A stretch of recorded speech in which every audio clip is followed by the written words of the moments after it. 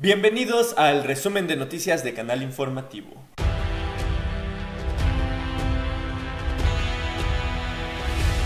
En 2016, el pintor de origen oaxaqueño, Francisco Toledo, dijo en una entrevista para el portal español El País que los gobernantes de nuestro territorio no saben dónde viven, que viven en el DF y piensan que así funciona todo México.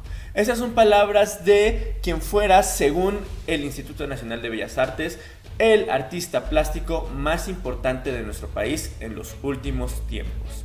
¿Quién es Francisco Toledo? Francisco Toledo nace en 1940 en Oaxaca. Y según una entrevista que dio al portal de Forbes México, desde pequeño se sintió atraído por las artes. De hecho, no se acoplaba bien a la escuela y la abandonó en diversos momentos. ¿Qué era lo que le interesaba? Pintar. Y esto lo llevó a diferentes países de Europa, entre ellos Francia.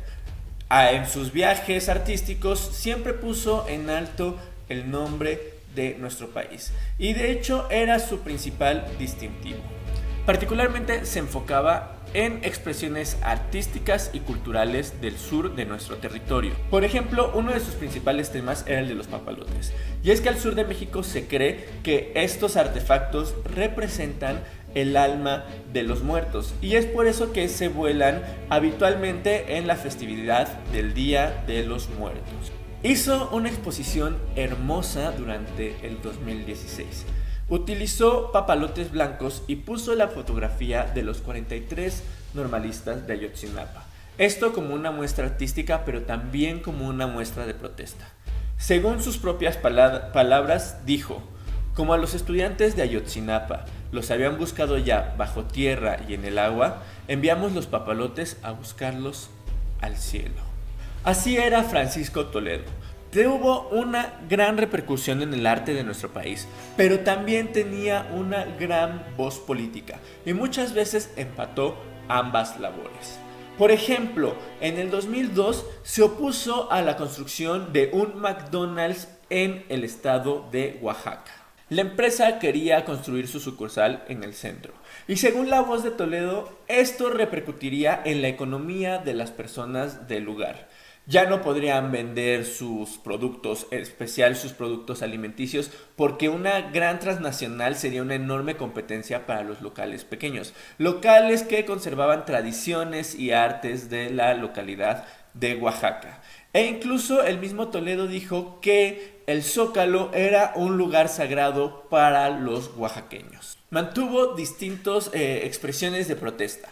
Entre ellas estuvo una tamaliza que organizó para demostrar que en Oaxaca había alimento del lugar que aparte de todo era llamativo, que sabía bien y que no tenía nada que pedir a las hamburguesas norteamericanas. Digo, al final de cuentas, ¿quién rechaza un delicioso tamal oaxaqueño? ¿No es así? Se mantuvo en pie de lucha hasta que llegó el gobierno de Gabino Cue.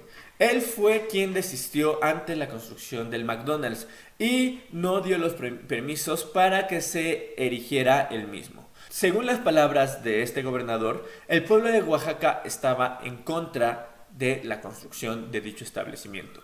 Y él no podía estar en contra de lo que el pueblo quería.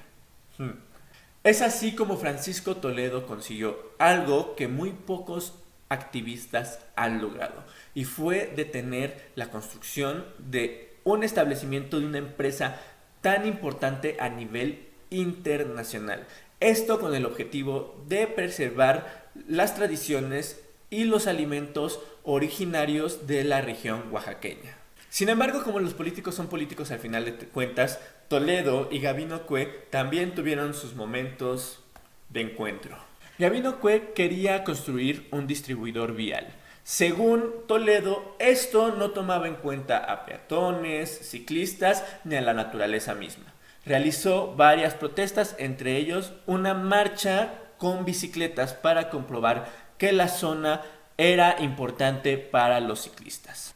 Posterior a eso, se opuso a la construcción del Centro Cultural de Convenciones en el Cerro del Fortín, ya que, según sus propias palabras, esto interrumpía con la estética del cerro que era tan representativo para la comunidad oaxaqueña.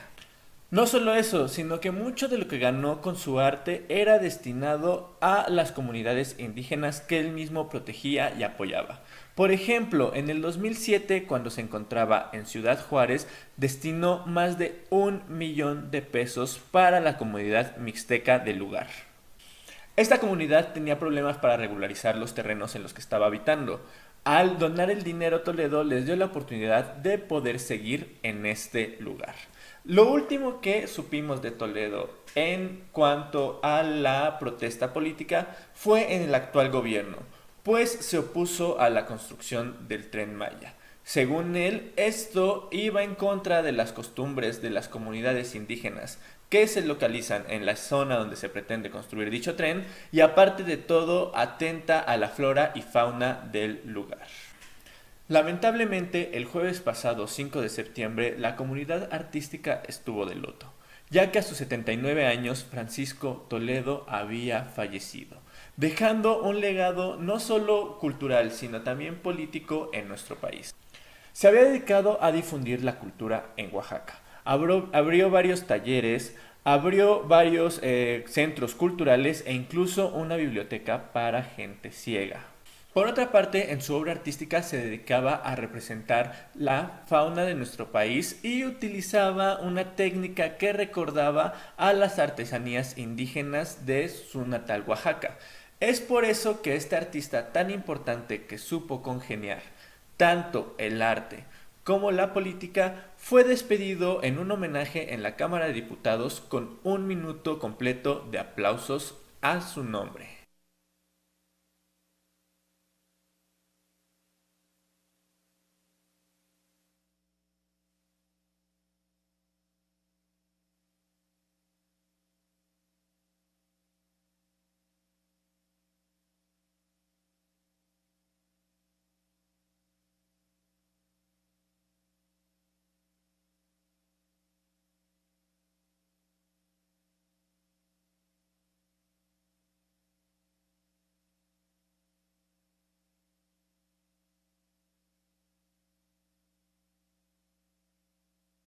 Si vives en la Ciudad de México y quieres conocer más de su arte, puedes visitar el Museo Nacional de Culturas Populares, donde se encuentra en estos momentos una exposición con más de 600 piezas de Toledo.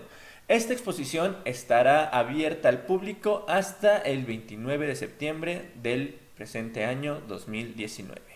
Vamos a cerrar nuestro resumen de noticias con las notas rápidas de la semana.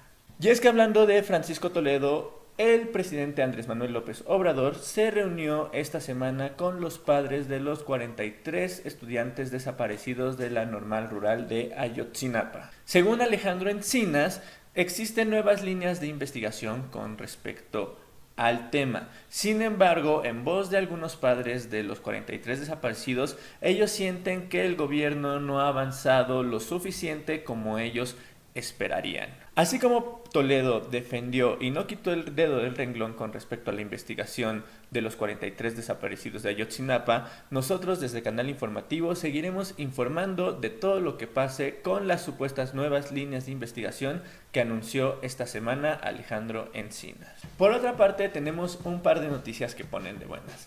Y es que en Florida, un niño dibujó e hizo oficial el logo de su equipo favorito de fútbol americano. Resulta que el pequeño no tenía dinero suficiente para pagar el jersey oficial, entonces dibujó el emblema y se lo puso en la playera.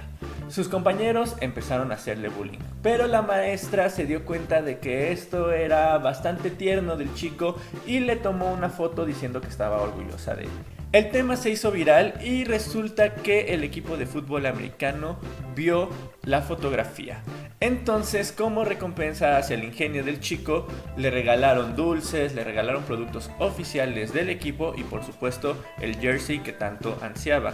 Y eso no es todo, sino que además pusieron como emblema oficial el dibujo del pequeño en una de sus playeras. Por otra parte, y en noticias que vienen de México, una mujer originaria de la Sierra Tarahumara termina sus estudios de primaria a los 81 años. Esto hizo que la SEP y el Instituto Nacional de Educación a los Adultos le otorgaran un diploma especial. Según la mujer, su siguiente objetivo es terminar la educación secundaria, lo que nos comprueba que no importa la edad, siempre y cuando cumplamos lo que nos prometemos y lo que nos proponemos.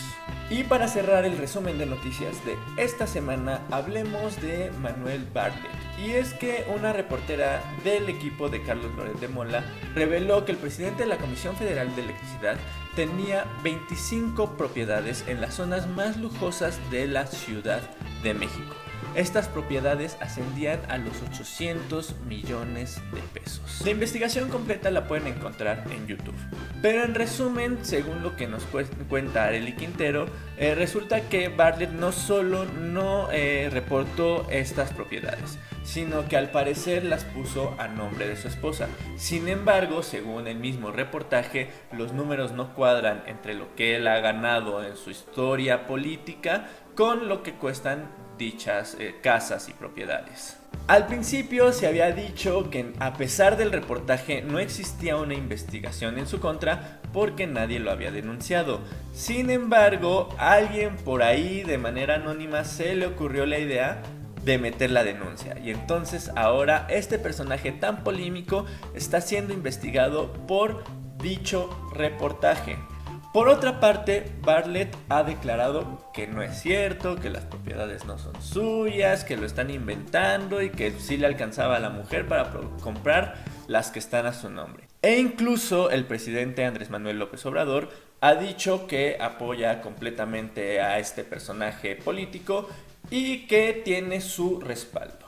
Es así como, para cerrar este resumen de noticias, yo les preguntaría a ustedes: si la investigación contra Manuel Bartlett reflejara que es inocente, ¿ustedes apoyarían esa idea o pensarían que estamos con un poco de lo mismo y que resulta que se está protegiendo a los nuevos allegados políticos del actual régimen? Eso es todo de mi parte. Ya saben que si quieren mantenerse bien informados pueden entrar a canalinformativo.mx o también seguirnos en nuestras redes sociales. Tenemos Twitter, Facebook e Instagram como Canal Informativo MX, o pueden suscribirse a nuestro canal de YouTube, donde tenemos opiniones de política, resumen de noticias, opiniones de películas y reseñas también de películas. Eso es todo de mi parte. Yo soy Alejandro Rodríguez y nos vemos la próxima semana.